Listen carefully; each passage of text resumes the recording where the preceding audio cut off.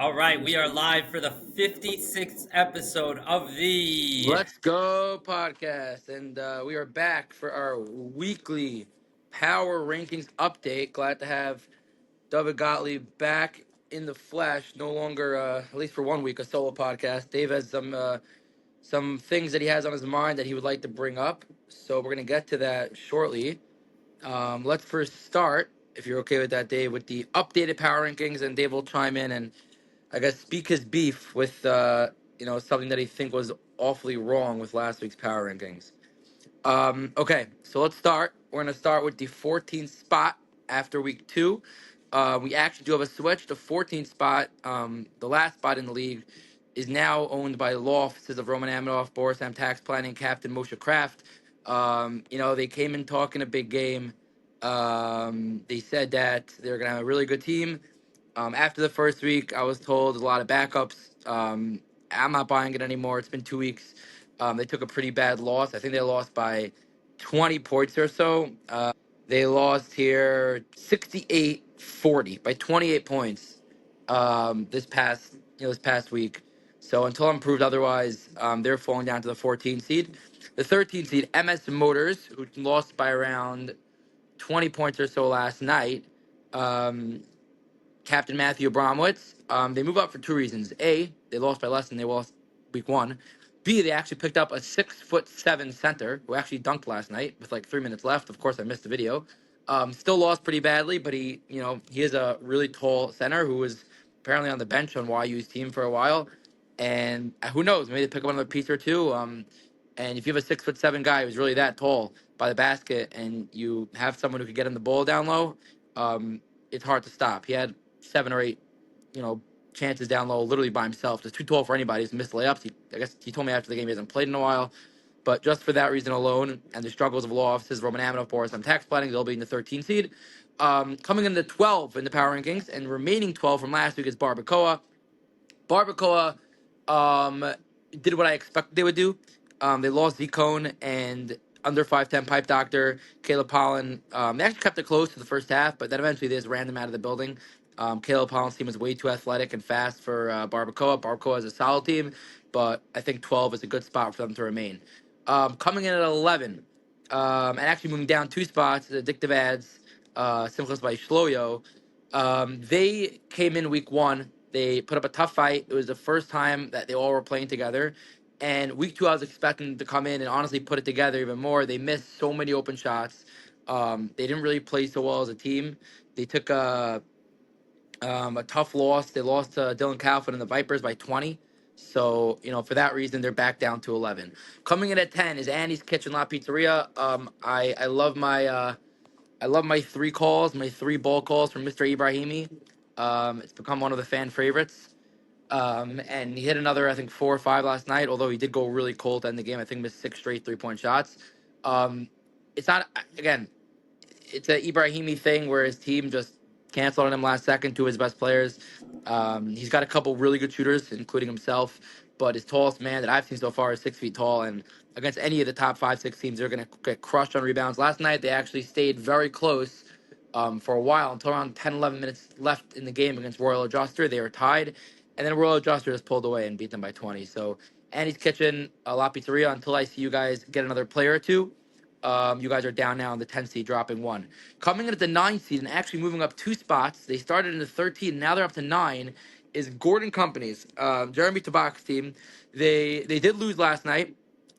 They played really well. Jack Ross, another dominant performance. Something like, I think he had 17 points, 14 rebounds, few assists. Still waiting for the stats to be updated. They played really well. They competed for most of the game against a really tough day 3 Rides to Fly team, which we'll get to. They're down by maybe 2 or 3 to begin the second half, maybe 5 or 6.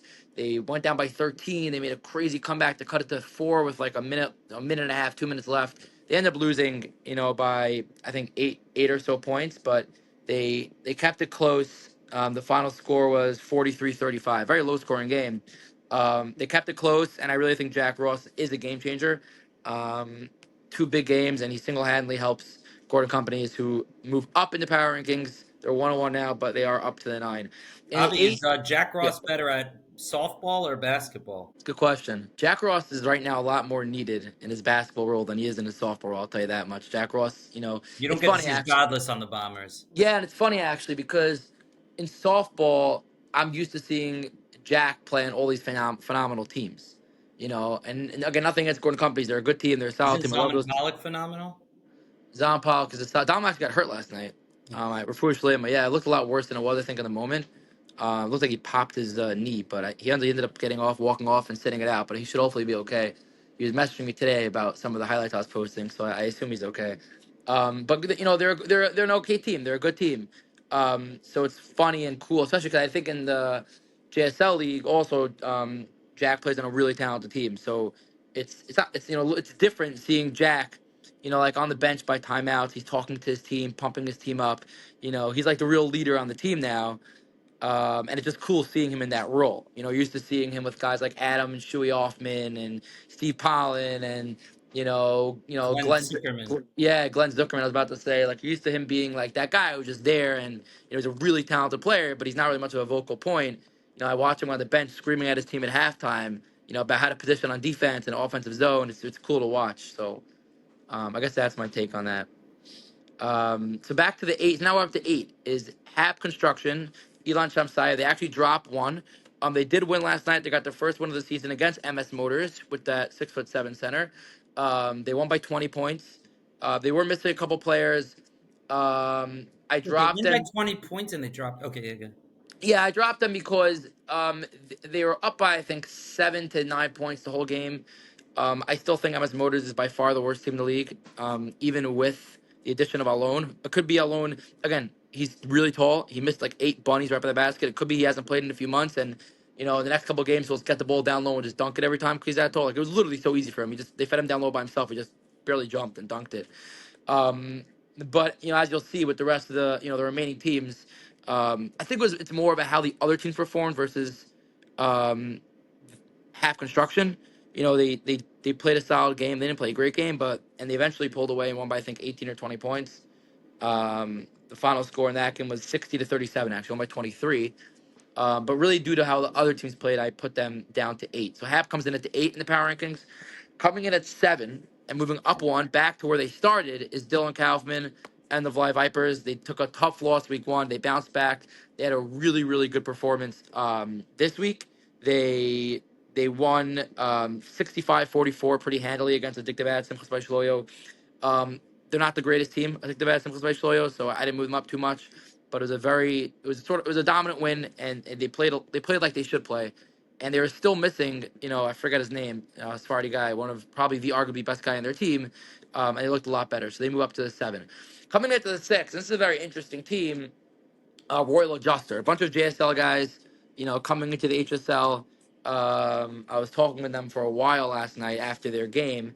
They had a big win against Annie's Kitchen Lot Pizzeria and Ibrahimi, and I got into an argument with them about how good of a shooter Ibrahimi is. They were, I was sort of hyping him up as like the best 3-point shooter I've known, and since he missed his last 8 3-pointers against them, they're like, "What are you talking about?" They happen to have a guy. They happen to have a guy on their team. Um, gotta find his name. I forget his name. Who is phenomenal 3-point shooter. Like one of the best, if not the best 3-point shooter I've ever seen. The guy I think is now hit. He hit 7 threes last night. I think he's now hit 11 threes or 12 threes in his first 2 games. And he's not just chucking up threes. He's a phenomenal, phenomenal shooter. Jack Klein. Jack Klein is his name. Tremendous 3-point shooter. And they still have yet to debut the famous Israeli pro Jonathan Baez, who they claim now will be playing the rest of the games from week 3 and on. He'll be in every single game. But the reason why they remain the same is because they did play a really weak and small team in Andy's Kitchen Lot Pizzeria, who basically was went head to head with them until around 8-9 minutes left when they went on this. I think it was a tie game, even like 6.5 minutes left, and they closed the game on like a 17-3 run. So they did pull away late, but it was a very close competitive game against a team that they should really be no business, especially the team that Ibrahimi brought being close to. So they're gonna remain at 6. Again, we'll see when Baez comes back. Hopefully, those up to the hype, and maybe they'll go skyrocketing. But for now, 6 is where I'm going to put them. Coming in at 5 and staying the same as well is Jules by DK. They are in first place in their division. They have yet to really bring in a couple of their main players, including Mr. Sampson, who we love and had on our podcast, and hopefully he'll be playing again shortly. I know he's dealing with a bit of an injury. However, they did, they did beat the now bottom team in the league and Boris M. Tax planning law officer Roman Aminoff by close to 30 points. Not much stock in my mind from that win. I just think they're that bad. I'm sorry, Moshe Kraft. This is not personal, but and I'd love for you guys to get better. Show me a better performance. But they'll remain at the 5. Coming in at the 4 and staying the same as well as Caleb Pollen, an under 5'10" pipe doctor. They had a really, like I mentioned earlier, against Barbacoa and Gav Rosenbluth. They ended up pulling away late. They ran away with it, but it was competitive for the first, 22 or so minutes of the game. So they'll remain at 4. They also got a much needed win. They're 0-1. They took a rough loss their first week against Olin Realty, one of the top teams in the league, but they're now 1-1. Day 3 rides to fly, staying at 3, not because they don't deserve to move up. They had another great game. They continue to perform. They debuted Gershi Leff, who had a phenomenal game. Shimmy David, probably a top 5, top 7 player in the league. Definitely living up How to the did hype. Ellie So Dax do? Ellie Dax had a big 3 ball to start things off, and then had a phenomenal layup. It's actually up on the status right now. Unfortunately, the highlights are on pause, so I got these stats in. But the first game recap is up. Ellie just bulldozed down the lane, had a nice step Unbelievable. through, and went under. It was a And he great, was great finish. busy all day Wednesday. He was in Scranton, Pennsylvania for a simcha. Comes right back, doesn't miss a beat, driving all day. Ellie walked over to me when he first got into the building. It's like, Avi, you don't understand how much I love this. I love this league. I love this. Like, he's all like Really? pumped. And also, there's a bunch of guys, like, they're all friendly with each other. So I think something we've actually done um, is, like, for example, Caleb Pollard's team. Like, they're really athletic. They're a really good team, but they're all boys. And, like, they haven't, they're all playing together. It's like they love it because they're playing with their friends. And they're all very solid players as well. So that's another thing I think we've brought to everyone is a chance to get out with your boys and play. So Ellie was telling me he just really enjoys it. So Ellie played really well. Dovey Olshan, big man done low, another really solid game. But, those two, Gershi Leff and Gershi Leff and Shimmy David, just phenomenal, phenomenal players, the top 2 players on their team. They're also missing a really good player, one of their best shooters, who actually had an off game week 1. Forgot his name, but he wasn't there. But they'll remain at 3. So now we get to our top 2, and this is where Mr. Gottlieb comes into play. So um, I don't know if it's a surprise. I don't think it should be a surprise. I'm actually, last week we had Olin Realty, or at least I had Olin Realty bumped up to the 1 in the power rankings, and Link Homker down to 2. Before we get into the controversy of that, I want to just say that coming into after week 2, I'm actually putting Olin back down to the 2 seed. Now Olin beat Link by 10 points. It was a very close game, a very heated game, probably the most intense game we've had throughout the first 2 weeks. Back and forth, Olam pulled away in the last 4 or so minutes to win by 10 points. Link Homecare was missing Allswing, who I think is the best center in the league. I got into a big, not fight, but back and forth with a lot of the Royal Adjuster guys who've never seen Allswing play and say, I guarantee you there are bigs in the JSL or here or there who just would, totally shot. I'm like, you haven't seen Allswing play. You got to see the guy play. They're missing Pacey Jacoby, who's a tremendous scorer. And credit to Link for taking the challenge. Credit to Olam for, even without, Wasser and Jacoby, Jacoby and Allswing, Wasser is a phenomenal player. So credit to Olam for, agreeing to play them instead of, Hap Construction, who is definitely a weaker team, even without Allswing, in my opinion.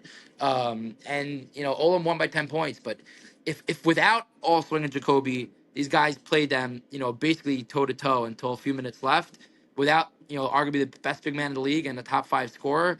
I'm just trying to imagine. Obviously Wasser dominated. He had 30 plus points, 9 assists, 6 or 7 steals. The guy was phenomenal. Elad also had a great game with 30 points or so. But I just think, I'll be honest, I think I undersold, which is hard for me to say because I've been hyping up Link Holmker to everyone. But I undersold the ability of not only Link, but I think Yisrael Wasser. Like the guy he just continues to impress me, every time. Like the guy was getting literally double or triple teamed every single time down the floor. And yeah, he took 30 shots, and but at the end of the day, he kept his team literally tied or within 2 or 3 points practically the whole game. He still had 9 assists, even though he shot the ball 30 times. So it's not like he only shot and didn't do anything else. 6 steals. He shut down Elad for the first majority of the first half. They only played with 5 guys. They had no bench, so I'm sure he was tired, and they still stayed within the game. So for that reason, Link is back in the 1. Olam is down to the 2. I know that Benjamin is not going to be happy about that, Benjamin Roberts, but That's where we're at right now. Big Briss energy. Big Yeah, Briss big percent energy. energy. All right. Anyways, Dave. So now before we end this podcast, we have a little. Dave has a little bone to pick with me, and let's have it. The truth is, I gotta say, Avi took the L like a man. He said he messed up. I don't really have so much to say, but in Chavetz Chaim, we're very into Havaminas. I just don't know. you know, a team has never lost in your league. I think I have a teretz. I have an explanation for the Havamina. Team has never lost in your league. They were the stars last year. We had a deeply hyped matchup between them and Caleb's team, under 5'10" Pipe Doctor. They won that game by, I think, 9 or 10, right? During the Um, regular, for all for all new players, there are a lot of them that watch, and thank you for tuning in. First of all, it's David Gottlieb. I didn't probably introduce him. David's a big part of the HSL team, and he's on the podcast with for almost every single one of these podcasts. He is the host. I am generally the co-host. This specific podcast usually it's just me, but he's joining. So under 5'10" Pipe Doctor was also undefeated at the time. I think they were both 5-0, and they met each other in the regular season last season. And against Link, who was 5-0, was the most hyped game, at that point. And then you could, continue it from there, Dave. yeah, so, I came down to that, very hype matchup between Link and under 5'10" Pipe Doctor. And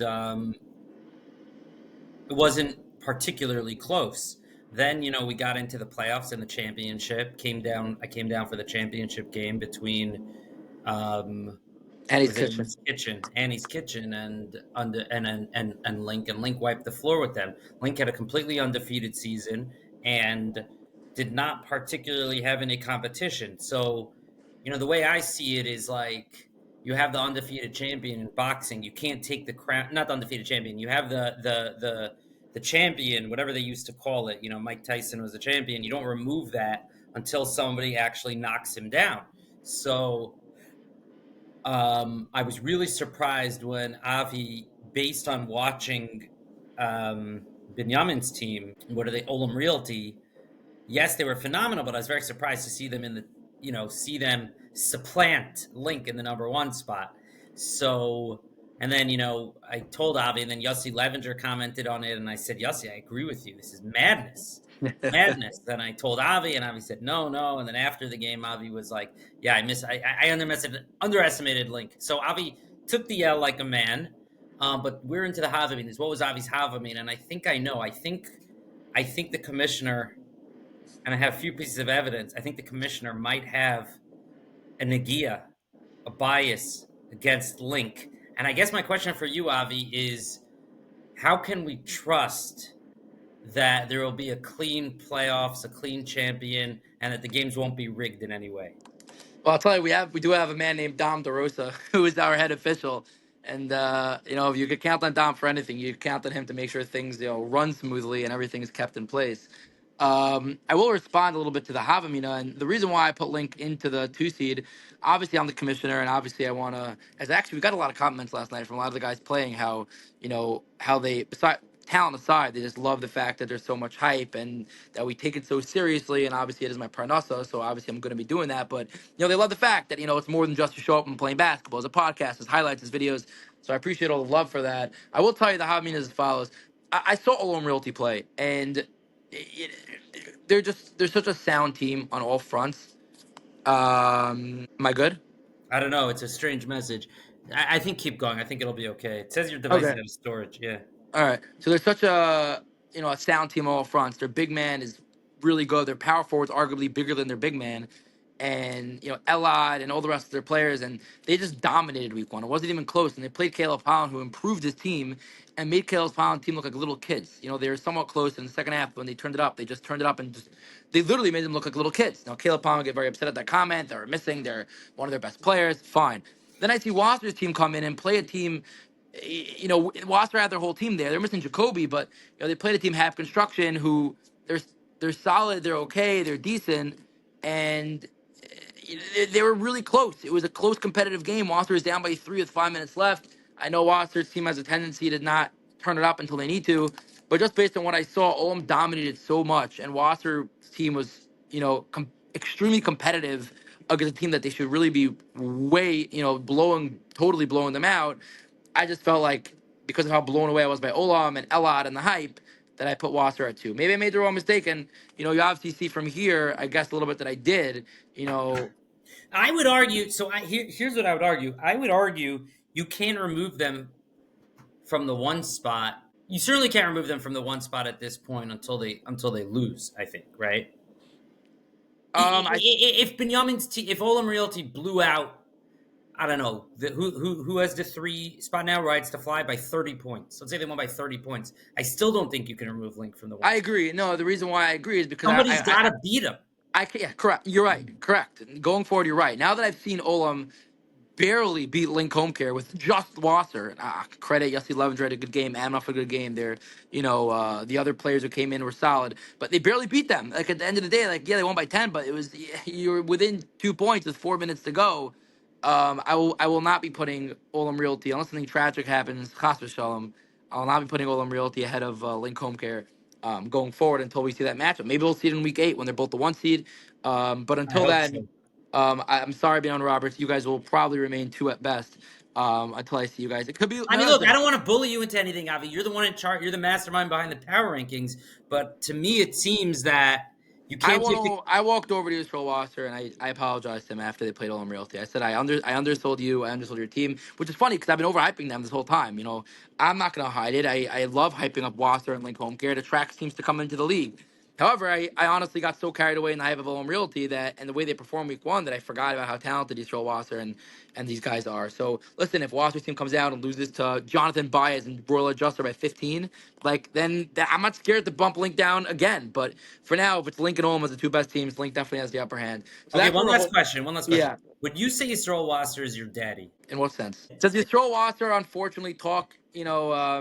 Unfortunately, always live up to the hype when sometimes I wish he didn't. Yes. So Are his that's what I'm games? saying. That's why, as much as you and I were rooting against Link in both the Oh, regular so season game badly, against so Caleb badly. and in the championship game, the guy just posts W after W. So Which is why I was so happy when they lost to Olin Realty. Grant they only lost by 10 points, but if they would have won that game, and there was a point where they're down by like 14 with literally 2 minutes left, and like Aminoff hit a three, then Wasser hit 2 threes, and they pulled it in like 5 points with 30 seconds left. I'm like, if they could pull this off, I will literally never be able to come out of my apartment again. Like that would have been absolutely crazy. So I'm at least happy they lost that game. I guess their egos got to them a little bit, where Josh Levenger's like, we'll be fine. Now, I guess it was sort of a win-win for them because they weren't expecting to even come close in that game, and they were close. And if they won, then crazy. So good for them for taking the challenge. I guess the answer is Joe Wasser, my daddy. Um, he definitely continues to prove me wrong. Put it that way. And listen to all the guys watching, and hopefully there's a lot of new players watching. You know, Yisrael Wasser is very, in a sense, a very under the radar guy, the Chavetz Chaim guy. I cannot wait for you guys to go up against him. Even the JSL guys, like he plays once in a while in the JSL, and a couple of the guys are chirping at me last night, like, "Oh, Wasser's very good, but he comes in under the radar a lot, so people don't have their eyes on him, so he's able to dominate because people don't aren't coming in thinking he's one of the best players." I'm like, I'm warning you all now. Watch out for Yisrael Wasser. Watch out for Ari Allswing. Watch out for Link Home Care, and I want to see what happens when you guys play them. It should be a lot of fun. I don't want any of this nonsense of, oh, we underestimated them. Like now they're estimated. Okay, we have estimated them. They're here. They're 12-1 in the HSL history. They won the championship last season. Ari Allswing is, in my opinion, the best center in the league. Yisrael Wasser is the best player in the league. Sorry, Alad, I love you, and we can't wait to have you on the podcast. So now you guys are aware. Jonathan Baez, come help your boys at Royal Adjuster out. Shimmy David, Gershi Liff, you guys are all put on notice. And we can't wait. We're excited. We're looking forward. And that's it. Those are the power rankings. Dave, thanks for joining us, and we will be at it next week with another fun podcast. Thanks everyone for tuning in.